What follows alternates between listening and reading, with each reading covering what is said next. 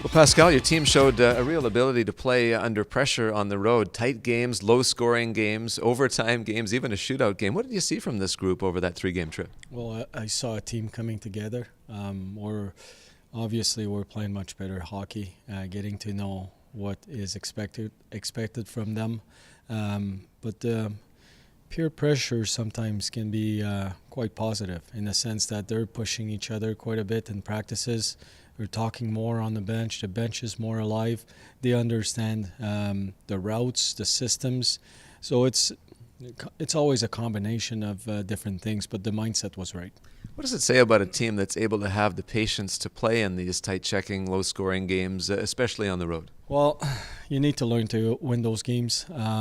And playing against Rockford, they have their offensive motion is really hard to cover. Their D are quite involved in their offensive zone plays, and Milwaukee is the same. Like their D are really active, especially through the neutral zone, and for us to be able to keep them off the score. Obviously, our goalie did a good job. Burden was really good in the two games, but we were able to control the rebounds and being in the right positions and having that first touch after a shot. So I think overall we were focused on doing the right things and keeping it simple, yes, but working hard with a purpose, being smart in the way we move, and it paid off. So when you look back at the month of October for this hockey team, is there a feeling that there's a lot of growth, a lot of progress from where you started in Iowa to where you stand now entering November? Well, a huge difference. But again, it's you have to reset your mind every day. Don't want to get too high, don't want to get too low, and all that stuff after a win or loss.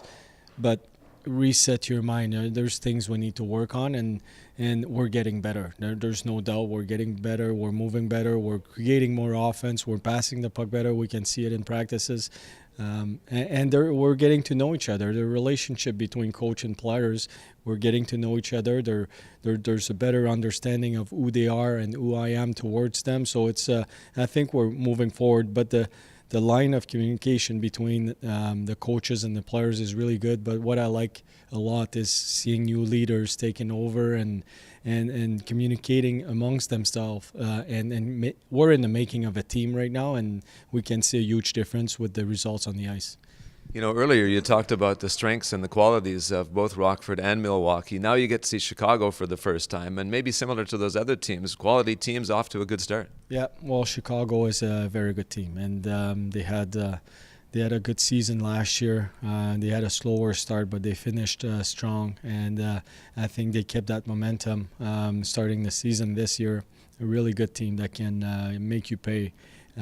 If you're not really focused on doing the right things on the ice, especially defensively, and winning your one-on-one battles. So that's going to be a good test. It's going to be a good challenge because we just played 3 and 4 coming back from the road, 1 day of practice, and then go at it again 2 and 2. So we're going to be challenged physically and mentally. So that's going to be a good evaluation weekend for us.